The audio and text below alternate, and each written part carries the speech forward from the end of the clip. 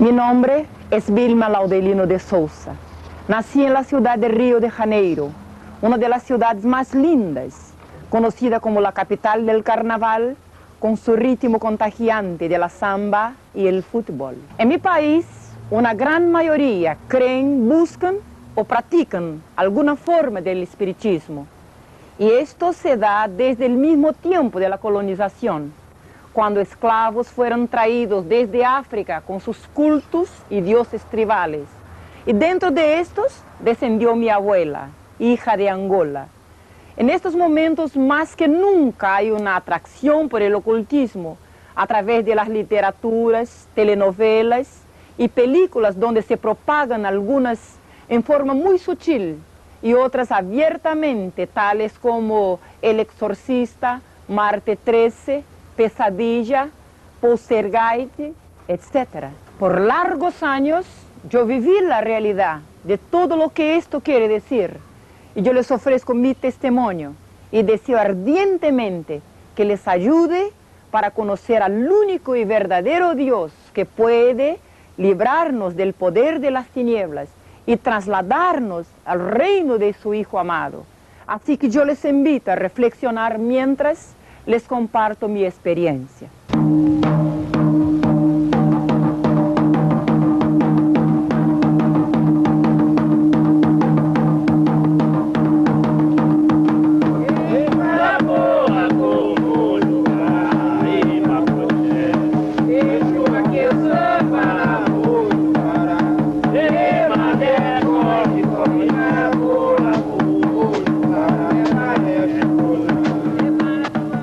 Vilma, usted es una persona muy conocida a nivel latinoamericano, ministrando el Evangelio a muchas personas importantes involucradas en la magia negra.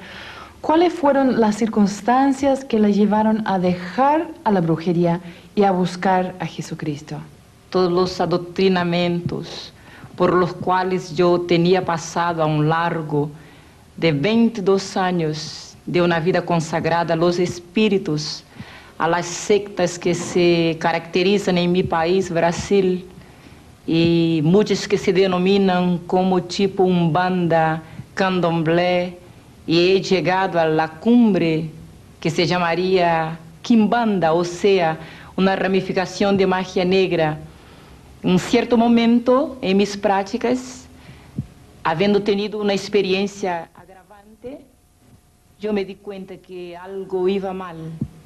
Y a lo mejor te puedo decir que yo no busqué, yo fui buscada por Dios. Yo tengo entendido que desde antes de nacer y durante toda su infancia, su vida fue dedicada al ocultismo, la brujería y al espiritismo. Cierto, yo desciendo de africanos y desde mis ancestrales se practicaba la magia en mi familia. En el mismo momento de mi nacimiento, mi abuela, una señora bruja, me consagró a los espíritus, a los mismos que poseían a su cuerpo, ya que sabía que se acercaba el momento de su partida. Y desde mi llegada al mundo, yo fui entregada a ellos. ¿Cómo se explica lo que sucedió esa noche? Desde esta mañana, cuando me desperté al otro día, ya un sentimiento fuerte me dominaba, miedo. Un miedo horrible, la impresión que alguien me miraba de algún punto, alguien, yo asustada. Siempre se caracteriza así esta posesión, por un miedo desenfrenado, inexplicable. Pero ahí había algo más raro aún en mi casa. No había nadie. Y yo corría por toda parte y buscaba a la mamá, a mi hermana, cuando ahí estaba un perro, un policial negro. Y para mi sorpresa, se vuelve y se pone a conversar conmigo con voz audible y masculina. Fueron estos los primeros modos por lo cual el príncipe de tinieblas se va tomando una serie de factores para llegar finalmente a dominar total mi vida. ¿Ese fenómeno espiritista se repitió o hubieron otros? Yo pasé a ver cosas, escuchar barullos, y puedo decir que he vivido como que protagonizando el papel principal de una película de terror. Porque muchas veces me han preguntado cuáles fueron, y yo les digo que todos, de toda forma que usted puede imaginar, desde terror nocturno a visiones diarias, eu escuchaba pasos, bullas, voces, y veía personas se materializaban como te estoy viendo ahora. Yo los veía siempre, nunca vi cosas con los ojos cerrados, y principalmente nocturnamente, hasta que llamó a atención de mi familia, y se empezaron a me llevar a personas que hacían trabajos y arreglaban las cuestiones, y la intención era educar los espíritus, porque me pegaban fuerte, me daban, me tiraban el pelo, me echaban al suelo de mi cama anoche, y a veces me golpeaban en la cara. Yo siempre temblaba, tenía mucho miedo. Yo tentaba gritar, socorro, pero no salía la voz. Era como si tuviera en medio un achaque de epilepsia. Yo quería gritar, pero no conseguía moverme, mi cuerpo siempre enrijecido, y yo totalmente impotente a toda manifestación que se daba. A los 7 años de edad, me llevaron de vuelta a mi abuela, porque ya ninguna persona de baja categoría podría ajustar o educar a aquellas entidades. Así que me acuerdo que una noche, me parece una pesadilla cuando me acuerdo de aquella noche, cuando me pusieron traje y adelante de un mantel lleno de sacrificios, los atabaques batían, y carcajadas y gritos estridentes de las entidades, y la gente palmeando y bailando, y yo ahí estaba siendo confirmada como una sucesora de mi abuela. Yo miraba a mi mamá muy asustada, y ella hacía que me quedase calladita, porque todo era necesario a causa de mi futuro. A mí me decían que yo fui predestinada para ser una sacerdotisa. Bien temporariamente las cosas se atenuaron. Mientras yo servía ahora, porque como tenía mucho poca edad, no podría llegar al grado mayor. Entonces empecé en Umbanda, una ramificación mezclada con blanco de espiritismo brasileño, pero que en realidad esconde cosas muy fuertes, muy dominadoras, cosas que pueden destruir eternamente a una persona.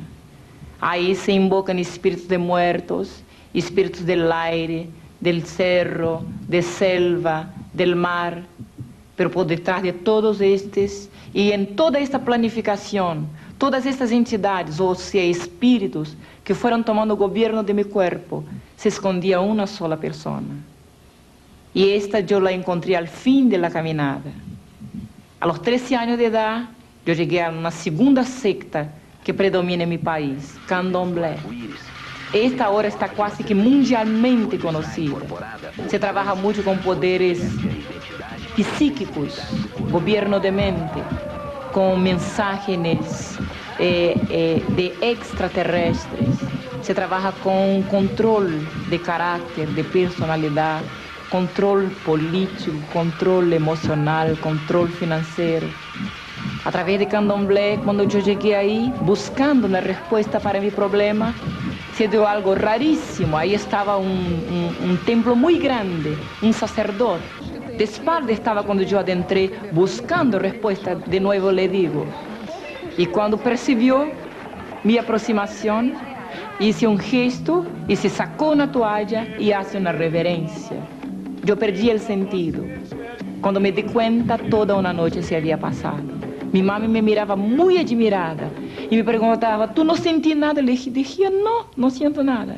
Y me dije, hija, un príncipe adentró a tu cuerpo y tomó mucho aguardiente y ha fumado muchos habanos. Y yo tenía 13 años de edad. Sus padres, ¿qué había detrás de ellos? Fíjese, mi mamá era espírita, así como mi abuela. Y mi papá no creía en nada, era ateo. Aproximadamente entre los 9 y 10 años, algunos fenómenos también paranormales se daban conmigo en la misma escuela. Mientras estaba en la clase estudiando, una entidad adentraba en mí, lo que no es normal.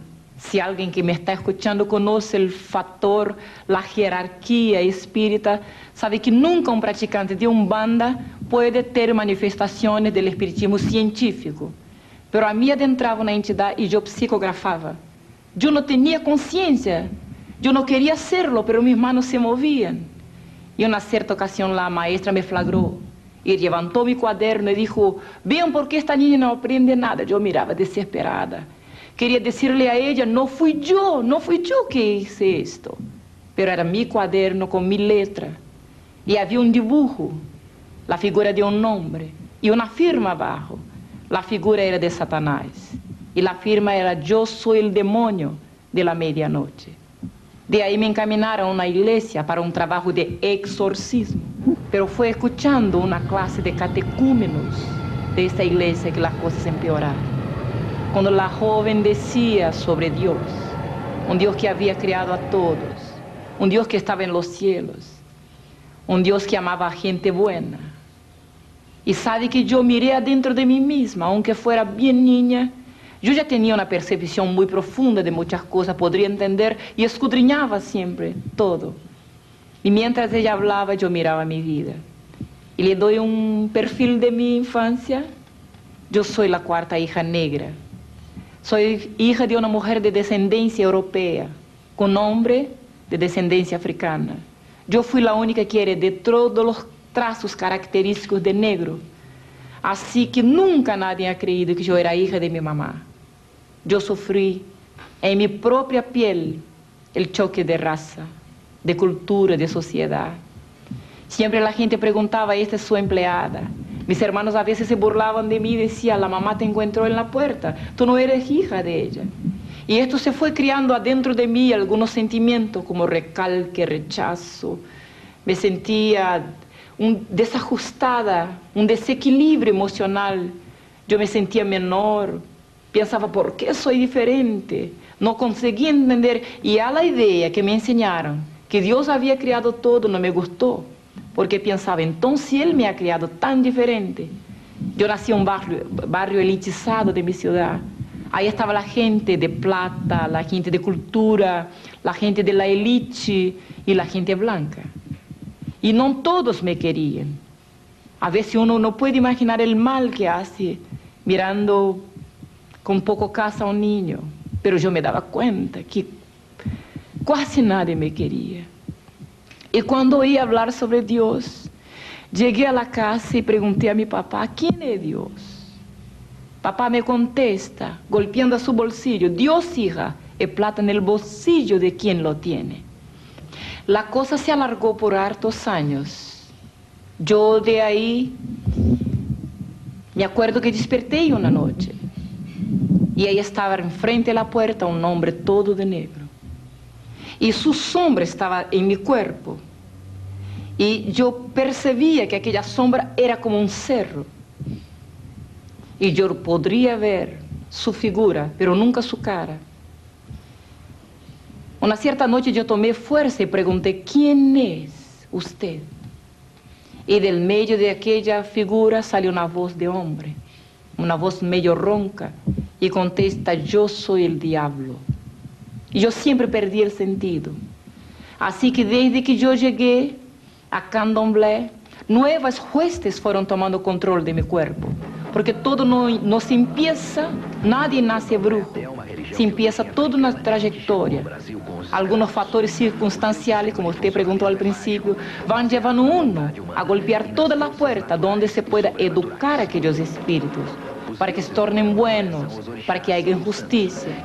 Así que cuando me involucré con Candomblé, nuevas huestes vinieron y de ahí yo me puse a presentar problemas morales, no solo psicológicos, pero problemas de comunicación.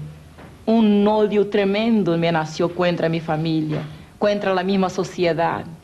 Yo me envolví con gente de la peor cualidad, con pandillas. En el tiempo de la juventud transviada, cuando la gente usaba olor, cuando la gente tomaba mucho.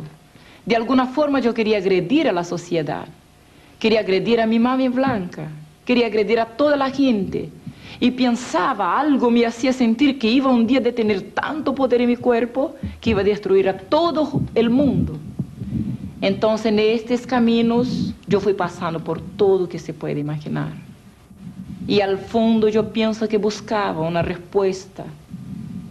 Hasta que yo llegué, después de haberme comprometido mucho, de haber hecho mucha maldad, de haber estado trabajando para mucha gente, incluso gente importante en mi país. Un día golpeé a la puerta de la misma magia negra, donde me dieron un traje negro para poner, donde se hizo una reunión a una puerta cerrada, en un local todo oscuro, y de ahí se invocaba a Señor Lúcio, el príncipe de los espíritus actuantes en toda forma de ocultismo. Fue una noche también rara en mi vida, porque como vidente que era yo, vuelvo a decirle que nunca vi ningún espíritu así de ojos cerrados. Los veía como te estoy viendo. Se materializaban muchas veces. Y cuando oigo una bulla afuera me vuelvo, así que todos estamos con la cara en tierra, delante de una vela negra y una roja. Ahí estaba una sesión se abriendo de magia negra. Cuando veo adentrar un hombre, y no tenía cacho ni cola, era muy bonito a la vista, pero su mirada cuando se ponía en mí, mi cuerpo se ponía como si tuviera un achaque, como si estuviera entorpecida, anestesiada. Y cuando me fijé, yo bajé mi cabeza, la adentro, y se manifestó en la señora que jefeaba ahí, la bruja jefe. Y vino usando una corona de oro, una ropa negra, un puñal y un tridente. Usaba en sus manos. Y vino directo hacia mí y me dije, tú, yo te escogí desde tu nacimiento. Y quiero que haga un pacto eterno conmigo. Entiendo que hay grados en la magia negra. ¿A qué nivel llegó usted? Fíjese que el espiritismo tiene muchas escalas. Hay los que van por curiosidad. Hay los que llegan por necesidad. Y por ahí se empieza un comprometimiento con la entidad. O sea, el pidiente pide un favor. Y de ahí ya está comprometido. Cuando el espíritu le hace alguna cosa, usted se torna deudor. De ahí le requiere algún sacrificio, alguna ofrenda. Y va por escalas hasta que llega a pedir su propia alma. Pero esta ya sería la escala mayor para los que se involucran, los que practican, que asisten, que cultúan inclusive con danzas, con cánticos, con palmas. Yo, por ejemplo, pienso que llegué al grado mayor porque él mismo había declarado, te escogí. Hoy día yo glorifico a Dios, porque se me dije Lúcio, que me había escogido el momento de mi nacimiento para quizás ocupar un lugar de destaque en la brujería brasileña. La palabra de Dios me dice que antes que yo viniera al vientre de mi madre, el Señor Jehová también me tenía escogido. Pero en esta ocasión todos me miraban y me trataban con reverencia, porque yo ya tenía poderes, yo podría influenciar en personas. Siempre trabajaba por revelación y un brujo actúa mucho por su propia fe, su convicción. Teóricamente yo no conocí mucho el espiritismo. La cosa estaba en mí, ¿me entiende? En mi mente me ocurría. Yo pensaba, tiene que ser esto e esto. O sea, yo ya no vivía. Lúcio o Lúcifer vivía en mi mente. Entonces, se puede tocar en una familia. Se puede cambiar un nombre en homosexual. Muchas veces lo he visto. Se puede destruir un hogar, un negocio, un gobierno. Se puede llevar uno al gobierno y se puede sacarlo también. Todo esto se hace en magia negra. Há pouco tiempo mi país fue avalado por un escándalo a nivel mundial, cuando se descubre que un presidente de república practica magia negra. Pero esto no es inédito. En toda tierra, en este momento, millones y millones de personas buscan en cosas místicas, en ocultismo, en toda suerte de práctica de hechicería, la respuesta para sus problemas. Hay un desenfrenamiento espiritual en el hombre, una ignorancia, un analfabetismo que los está conduciendo por cualquier puerta, porque hay un dicho que toda calle te lleva a una venta, pero no todos los caminos te llevan a la verdad. Yo ahí cuando llegué a la cumbre pensaba que había llegado al estatus, al grado mayor. Yo estaba me preparando y me había hecho promesas de que ocuparía el grado de la sacerdotisa más grande del país. Y de ahí yo pasé a cuestionar el grado que yo ocupaba. ¿Por qué mi influencia siempre era negativa? Siempre yo podría herir a una persona, incluso a mi padre, a mi madre. Cuando me aburría la gente, yo los miraba solo. ¿Puede comprender a dónde llegué yo? Y yo con mi mente le daba una orden. Se llama telepatía. Y yo sencillamente le decía a la mente, te va a enfermar ahora. Y veía a la persona mal. Algunas veces he herido muchas personas. Realmente en momentos yo no comprendía qué fuerza esta. Algunas veces mi madre me decía, tú te parecías al diablo. Y reía yo en la cara de ella. Y yo decía, no hay diablo, no existe diablo. Porque me puede creer que un practicante de estas cosas no tiene un conocimiento real y verdadero de quién es el espíritu mayor con quien está lidando. O sea, yo lo consideraba un justicero, un amigo, una persona que me hacía favores y que me golpeaba y que me castigaba porque era mi dueño, mi señor, tenía poderes sobre mí, pero también con quien yo podría buscar favores espirituales y a través de quien yo podría recibir favores. Y o sea, tener dominio sobre ciertas situaciones. Ahí en Magia Negra, gente muy importante, artistas, políticos, gente famosa nos buscaba. Algunos que hoy día tienen renombre, son muy conocidos. Infelizmente, fueron buscar la transitoriedad de la gloria, de la fama, de todo que detiene ahora en la tierra, a los pies de Lucius, el príncipe de los demonios, que está ahí en Brasil. ¿Había en algún momento una motivación lucrativa detrás de estas prácticas? Sin duda es muy cara la parte sacrificial de magia. O sea, una misma consulta que se hace a un brujo para que se invoque una entidad más fuerte como esta que trabajábamos, esto sale carísimo.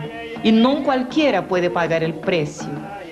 Y claro que el brujo recibe su parte, recibe mucho. Pero puede imaginar un saquetel sin hondo, así que se recibe mucho hoy día y mañana ya no se tiene nada. Es como un miraje. Usted ve una impresión, es una ilusión. Usted ve miles y miles, tiene mucho oro, mucha cosa, porque se requiere la gente en su desenfreno de conseguir inmediatamente favores, dan oro, dan joyas, dan de todo que se exige. Pero algunas veces he visto la entidad diciendo, yo doy con una mano y quito con las dos. Esto me hizo cuestionar y un otro factor.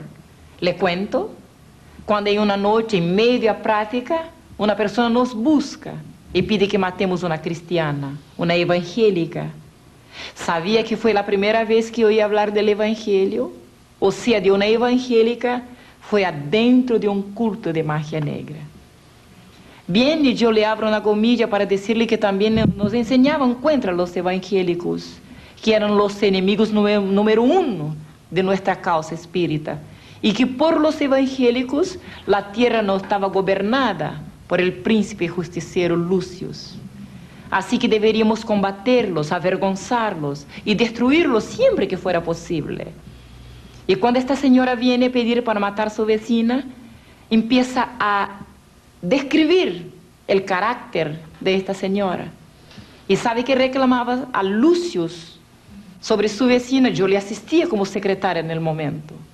Decía, ella está siempre orando a su Dios, siempre está glorificando a su Dios, siempre cantando alabanzas. No es adoradora de la señora, de la Virgen. Ella dice que nuestros espíritus son demonios. Y se tan pedantemente declara que va al cielo. Bien, yo escuchaba la charla y pensaba, ahora sí voy a aprender y voy a destruir a toda esta gente, los evangélicos.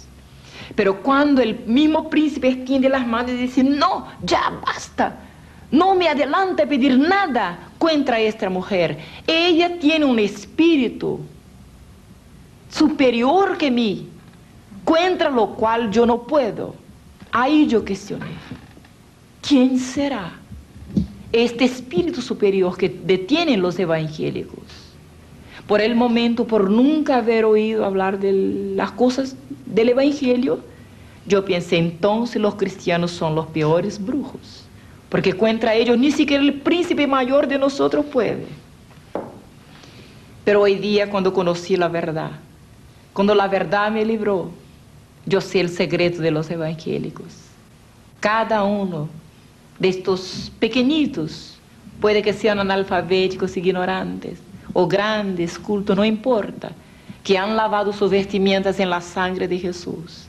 Ellos viven bajo más de 8.000 promesas de Dios inseridas en la Biblia, la palabra del Señor. Pasado más un tiempo, yo tenté apartarme, cuando participé de una muerte de un empresario.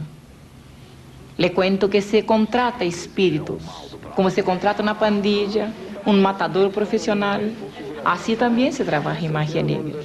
Se invoca una entidad de muerte y le da un pago en sacrificios, en ofrendas, en animales. Y se sacrifica a la misma persona, como si fuera el animal. Y esta es la paga que se da a los demonios. Y cuando yo asistí a una conversa, un concierto de los dos, y el príncipe contestaba al hombre, yo mato cualquier persona cuando me paguen. Esto me tocó. Y yo pensé, entonces me matará si le pagan a él también. Y de nuevo el cuestionamiento, pero luego a mí, que desde mi cuna yo estoy consagrada, estoy practicando estas cosas. Yo volví a mi casa y le dije a mi mamá, mamá, nunca más yo quiero practicar ninguna forma, ningún tipo de magia. Y esto sabe que es muy importante, una decisión personal. Realmente yo era el contexto de lo que se puede decir cansada. ¿Y sabía en algún momento que lo que hacía era malo? Siempre funcionaba más para lo malo. La gente venía desesperada, llorando, exponía sus problemas, sus situaciones. Y siempre había un espíritu de contienda. O sea, una persona buscaba y decía, tengo un problema, no entiendo. Y ya le echaba contra el vecino. Tú tenías una persona que está actuando mal, está haciendo una trampa, alguna cosa así. Y ya si ahí se daban una serie de cosas para se trabajar ya inmediatamente contra alguien. Este siempre es el seguimiento de la macumba que se practica en mi país y en toda la tierra, infelizmente.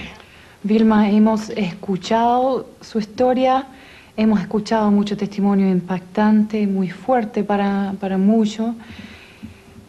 Pero ¿cómo fue el momento de su conversión? ¿Cuándo fue el momento en que usted se entregó al Señor Jesucristo?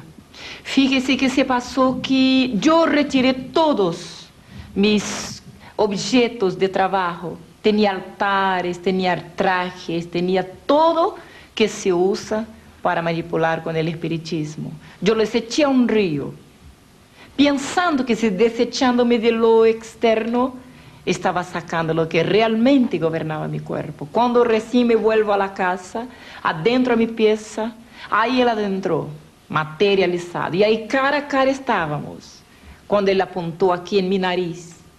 Y nunca me olvidaré su odio y cómo me ponía impotente cuando se acercaba. Cuando me dije, tú eres mía, nadie en que me pertenece me abandona como tú estás pensando, porque yo soy el diablo. Mi nombre es Lucifer, yo soy Satanás, tu dueño. Si piensas en dejarme, te lleva al infierno. Sabe que yo nunca, repito, había creído en estas cosas. Pensaba que murió, acabó, o a lo mejor, como muchas veces la ciencia muestra, que hay ahí uno va a estar volando o descansando o en un local cualquier, o simplemente terminó la reencarnación, que parte de la doctrina espírita, murió, en otro tiempo vuelve, reencarna en otra cosa para pagar sus pecados, o un poco de doctrina católica, murió, va al purgatorio y de ahí paga un tiempo. Pero cuando se presentó y me habló directamente así cara a cara de infierno, aún así yo tenté contradecirle, enfrentarme con él. Me sentía muy poderosa. No entendía hasta aquel momento que los poderes que detenía yo no eran míos, que el hombre es totalmente impotente delante del diablo. Por eso la palabra de Dios dice que el Hijo de Dios se manifestó para deshacer las obras del diablo, porque sabía que ningún hombre podía enfrentarse con él como realmente lo es. Y cuando me amenaza así, me enfrento y le digo, nunca más yo quiero destruir a nadie. Y entonces me toma por aquí por el cuello y me dice, entonces te llevo al infierno ahora, para que sepas que conmigo nadie puede. Es un dicho del espiritismo. Y cuando me toma por aquí, al contrario de todo que yo creía, se abre un abismo abajo de mis pies y yo me pongo a bajar. Era como un abismo cenagoso. Todas las tinieblas que usted ya vio, todo blackout que ya vio en su vida, no se parece con el terrible abismo que espera un hombre que se pasa la eternidad sin nunca haber conocido la verdad. Sabe que yo me fui bajando, yo tentaba sostenerme y él me llevaba por aquí. Así es la muerte, pienso yo, de un brujo, de toda gente que vive su vida engañada, sirviendo a los demonios. Porque recientemente había me dado cuenta que todas las entidades, espíritus, orixás, caboclos, guías, así se denominan en mi país el nombre, así se mezclan, se adornan. Esta es su forma de engañar en mi país. Se autodenominan entidades, espíritus justicieros. Pero ahora, en fin de mi camino, de mi trayectoria, estaba delante del diablo. Él se declaraba mi dueño. Un cierto momento se paró y dijo, allá está su cuerpo. Yo miré y he visto mi cuerpo muerto arriba de una cama. En este instante, un nombre brotó en mi mente, una fracción de segundo. Y yo pensé, sé, existe un Dios mayor que Lucifer.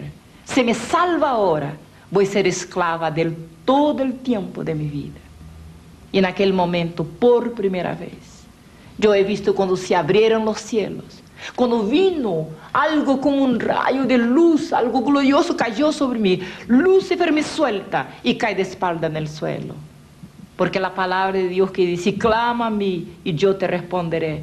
Yo nunca había oído este mensaje, pero cuántos no me estarán escuchando ahora y quizás necesitando tanto de clamar a alguien que le responda y que le libere. Ahí estaba se manifestando en mi vida, por primera vez, el grande poder de Dios. Yo he visto Lucifer por tierra. Para mí era un rey, era un señor. Pero ahora recién me daba cuenta, como preguntó al principio, que había una diferencia, que dos fuerzas, dos gobiernos, o a lo mejor dos príncipes, luchaban por el control de mi vida. Y cuando vino la luz del alto, cuando vino la verdad me liberó. Desde aquella experiencia, yo pude comprender que dos fuerzas existían y luchaban de forma totalmente opuesta por gobernar mi vida. Y así que yo conocí que había una fuerza arriba en los cielos. Y de ahí pasé a vivir segundo las costumbres que me habían enseñado en la religión. Pero se dio una cosa. Aquel príncipe que no desiste de ninguna manera de destruir vidas, me declaró guerra. O sea, demanda espiritual me declaró. Y por esta demanda, 7 días después, yo perdí una guagua. Yo la tenía consagrada a un príncipe que se llama en Brasil Iemanjá.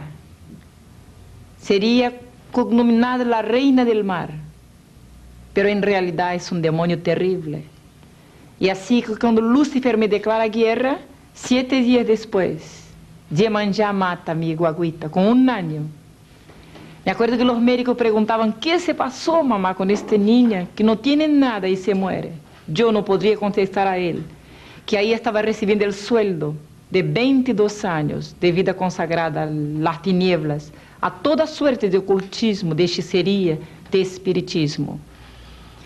Bien, luego cada semana un golpe nuevo contra mi familia, hasta que una noche llegando a la casa había una noticia. Mi mamá estaba tuberculosa en último grado, fue llevada a una posta. De ahí yo momentáneamente vacilé, adentré a mi pieza y realmente yo pensaba, ¿quién nació para esto no puede salir? Porque ahí está la ley del espiritismo. Y yo lo invoqué. Cuando vino él materializado de nuevo, me dije, yo te llamé a un pacto y tú no lo hiciste. Ahora yo no quiero pacto contigo, quiero tu sangre, quiero tu vida y quiero tu alma. Así que le pregunté, pero mi mamá no tiene nada que ver con mis asuntos. Y él dije, voy a destruir toda tu familia y después te llevo conmigo porque tú eres mía. Bien, y cuando yo le pedí una cosa que hoy día yo digo que él nunca tiene de sus esclavos, es misericordia, me dije, fíjese la vida de ella por la tuya, suba arriba de un puente, se echa abajo de un tren. 15 días después estaba todo listo en una noche, con plata para mi enterro en sobre y carta de despedida. Al otro día, cuando fuera saliendo por la mañana a trabajar, como si fuera a esperar el tren en la estación, me echaría de un viaducto a frente del tren y de ahí quizás librase el alma de mi mamá entre gomillas, porque hoy día sé que el diablo nunca habla la verdad, es el padre de mentira. Así que en aquella noche me acosté, y así como sería la última noche de mi vida, no quería dormir. No sé cómo se sentirán miles de personas que me escuchen ahora, con ganas de morirse, de autodestruirse, pero yo le digo que es terrible, no hay palabras para decir la última noche de un suicida. Yo quería reportar mi vida, hacer un retrospecto. Y ahí en la oscuridad de mi pieza estaba pensando, ¿para qué será que yo nací? La vida es muy insípida, muy insólita, no tiene razón. ¿Será que el hombre nace solo para morir e irse al infierno? Y un cuestionamiento sin fin yo me llevaba hasta que llega la madrugada. Bien, los brujos llaman la hora grande, pero hoy día yo puedo decir que era la hora de Dios para mi vida. Repentinamente del alto, una voz me hace una pregunta. ¿Y si yo le decir que Dios existe? Fíjese que Dios tuvo primero que me desenseñar la enseñanza de la infancia de mi padre. Y cuando aquella voz me preguntaba así, yo reaccioné con violencia. Ahí estaba delante de mí toda mi vida, mi sufrimiento, el rechazo, todas las cosas. Y yo, aburrida, contestaba, no, no, no existe Dios. Pero por segunda vez la voz me preguntaba, ¿y si yo le digo que existe un Dios todopoderoso? Esto fue impactante para mí, totalmente inédito. Yo conocía muchos dioses, muchos príncipes, entidades, pero un Dios todopoderoso. Así que a esta idea yo tuve miedo, porque todos mis pecados se pusieron a desfilar enfrente a mí. Me parecía que me acusaba, entonces me dio un miedo y yo pensé, si hay un Dios todopoderoso, no debe gustar gente de mi tipo, de mi categoría. Y para defenderme inmediatamente yo reaccioné, pero también no me gusta de él. Así que por tercera vez una voz dulce, suave, me pregunta de nuevo, y si yo le decir que hay un Dios todopoderoso y Él te ama, así como tú eres, yo reaccioné. Puse las manos aquí, empecé a llorar, y yo lloraba, y al fin mi alma gemí. Yo pensaba, qué bueno si hubiera un Dios que amase a mí con todo este error, con todo esto pasado, con toda esta basura. Y mientras yo lloraba, una luz fuerte, fuerte adentro de mis ojos, yo saqué las manos y ahí al frente de mí estaba algo inédito. Yo conocía miles de príncipes. De nuevo, les voy a decir, siempre fui vidente en mi vida. Siempre tuve conexión con el mundo espiritual. Conocía muchas cosas, pero nunca aquella luz. Y yo quería fijarme, pero ella me ciegaba. Y cuando me paré para ir en dirección de aquella luz, que yo no comprendía aún quién era que estaba ahí, entonces veí cuando mis manos, mi cuerpo empezó a dar vueltas, y cuando yo caí de espalda para el frente, y los demonios a su turno iban adentrando en mi cuerpo. Yo estaba muy admirada, porque podría verme en el suelo, y recién, mientras escuchaban los demonios diciendo garabatos, blasfemias, insultos, y se rascuñaba como una culebra yo por el suelo, yo comprendí recién que estaba poseída por un espíritu enemigo de aquel supuesto de luz que estaba se acercando de mí. Y ahí en mi pensamiento me puse a llorar. Y aún así reaccioné como una bruja. Yo lloraba y decía, fíjese Dios, tú eres injusto, tú eres malo, ¿Por qué tú permitiste que yo viniera al mundo para hacer tanta maldad y ahora recibir en mi propio cuerpo el pago de esta maldad? Y para mí me parecía, no podría mirarlo un segundo, me parecía que estaba me mirando, serio. Y cuando yo quería herirlo de alguna forma, y le dije, fíjese, yo sufrí tanto en este mundo, que sufrí más que tu hijo, porque me habían dicho alguna vez que Dios tenía un hijo, cosa que nunca yo he acreditado. Cuando hablé así sentí, no pudo ver que reaccionó, y sentí cuando me levantaron del suelo, y fui siendo llevada por el aire, y me pusieron parada en un local y yo abrí los ojos, miré alrededor, y ahí he visto la escena que cambió todo el futuro eterno de mi alma. Miles de personas ahí estaban en una plaza grande, veía un predio al fondo, las columnas, veía la multitud gritando y yo pensaba, qué raro, ¿qué estoy yo haciendo acá? Porque los trajes de las mujeres, todo costumbre, como si fuera una otra época. Yo veía que la gente gritaba y algo se pasaba ahí en aquel predio y fui abriendo camino ante toda aquella gente para ver qué se pasaba ahí adelante. Y veía una cuerda humana formada por soldados que se vestían como los romanos de la antigüedad. Ahí arriba de la escala había muchos soldados y un hombre en una silla grande que se paró y apuntó a otro que estaba atado en un local lleno de soldados. A un poste estaba atado. Y cuando preguntó, ¿qué haré de Jesús de Nazaret? Me impactó mucho este nombre, porque yo conocía varios Cristos, como el Cristo de Plaga, el Jesús de Bonfim. Conocía muchos, Oxalá era una ramificación que se llamaba el Dios, pero nunca había oído este nombre Jesús de Nazaret. Y cuando el hombre apuntó a la columna y preguntaba así, la gente se puso a gritar rabiosa, crucifica, crucifica, y yo los miraba. Inconscientemente me paré las manos y me puse a gritar, y me dio una rabia, un odio, yo me puse a gritar, pero de repente pensé, ¿qué estoy yo haciendo acá? ¿Qué tengo yo que ver con este hombre? Y me volví hacia atrás a ver más quién ahí estaba. Y he visto una escena que nunca más me olvidaré. Todos mis compañeros de hechicería, de toda ramificación del espiritismo por lo cual yo tenía pasado, ahí estaban, participando de la cena que llevó a la muerte el Hijo de Dios. Todos mis compañeros de pandilla, de fiesta, de tomar, de calles, de todo que hacíamos nosotros de mal, todos gritábamos.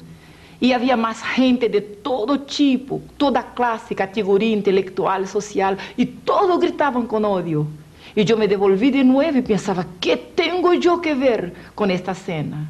En realidad yo nunca imaginé que también a causa de mis pecados fui participante de la muerte del Hijo de Dios. Yo también fui culpable. Pero cuando el hombre lavaba sus manos y entregaba aquel reo, aquellos soldados que ahí estaban, le cuento como yo he visto, y lo llevaron a un patio ahí interno del mismo local, y veí cuando le quitaron la ropa hasta la cintura y lo ataron de espalda, como se hacían con los esclavos antiguamente, a una columna, la gente a la rueda, y yo mirando cuando un soldado saca un azote y empieza a dar vueltas en el aire. Y yo me fijaba, qué raro, y la gente palmeaba, reía, gritaba.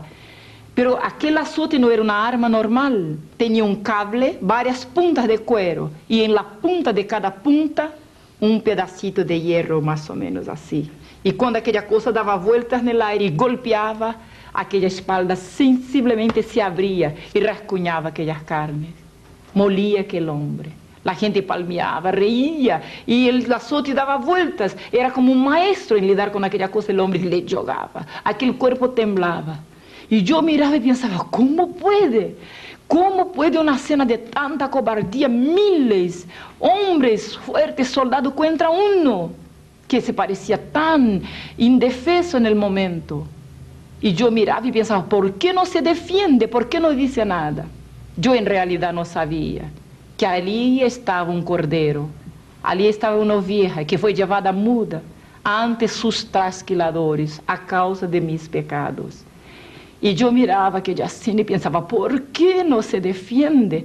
¿Por qué no dice garabato? ¿Por qué no insulta a la gente? Yo no sabía que por amor ahí estaba, por amor de mí y por amor de ti también.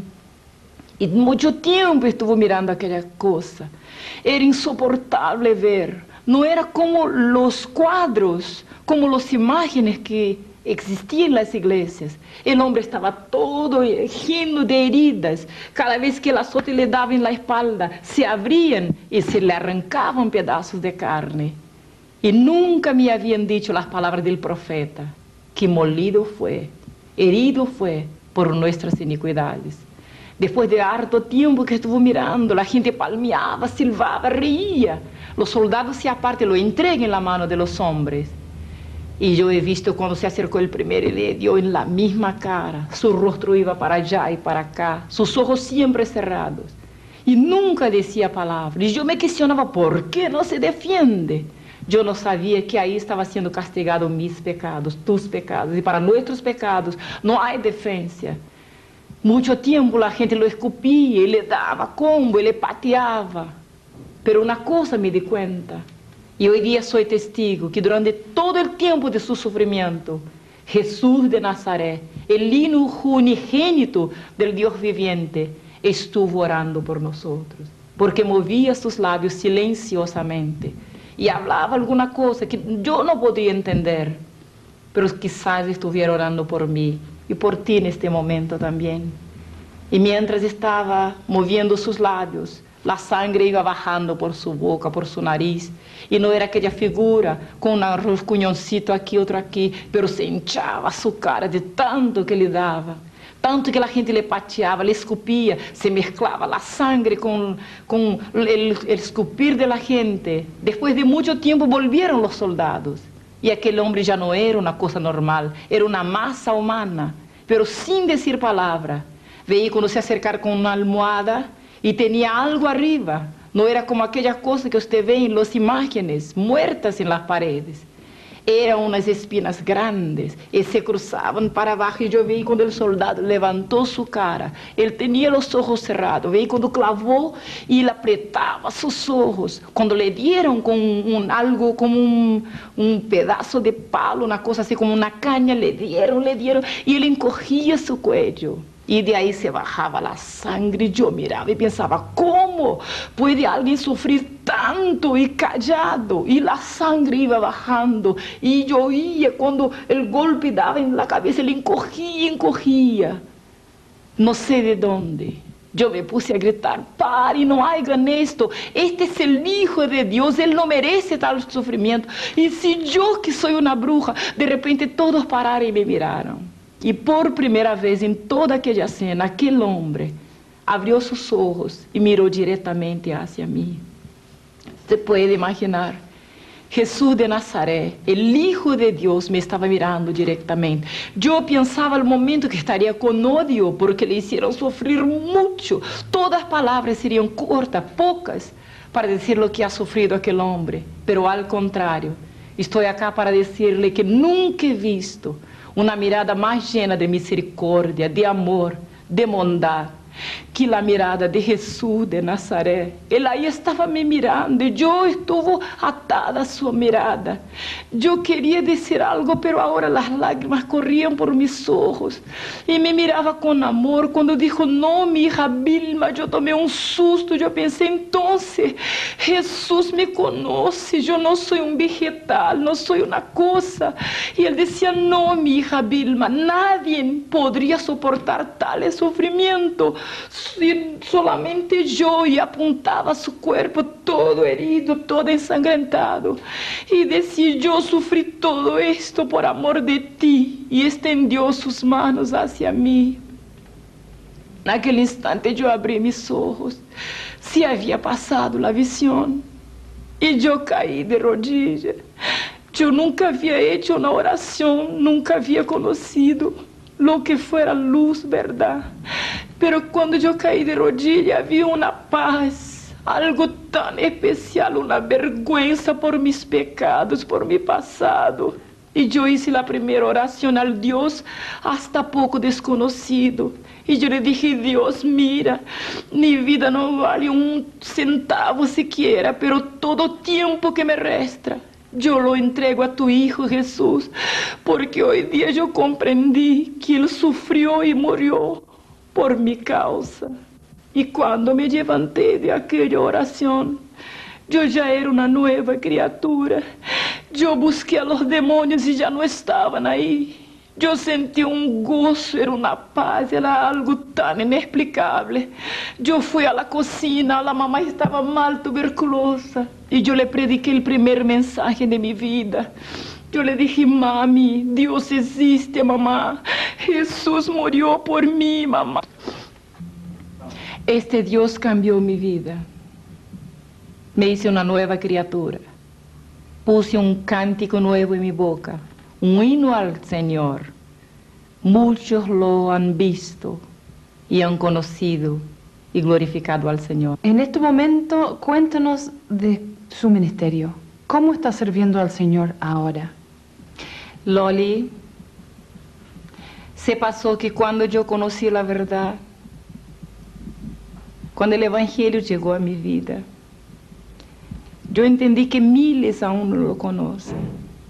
O a lo mejor conocen superficialmente, como yo en mi infancia. Saben de un Dios que está arriba y que no se importa con nadie. Un Dios que no tiene tiempo para la gente. Y quizás cuantos le odian como yo por no conocerlo personalmente, por no saber que es tan amoroso y que de tal manera nos ha amado, que envió su único Hijo, llegando a las últimas consecuencias de este amor por nosotros. Y cuando veía a la gente en la calle, me daba cuenta que necesitaban que alguien le dijera algo. Y pienso que el mismo Espíritu de Dios ha propuesto en mi corazón. Yo dediqué toda mi vida. He recorrido muchos países. Gran parte de mi propio país yo he estado recorriendo incansablemente. Grandes locales, pequeños locales, hablando a miles o a uno solo, no me importa, donde el Espíritu Santo de Dios me ha enviado.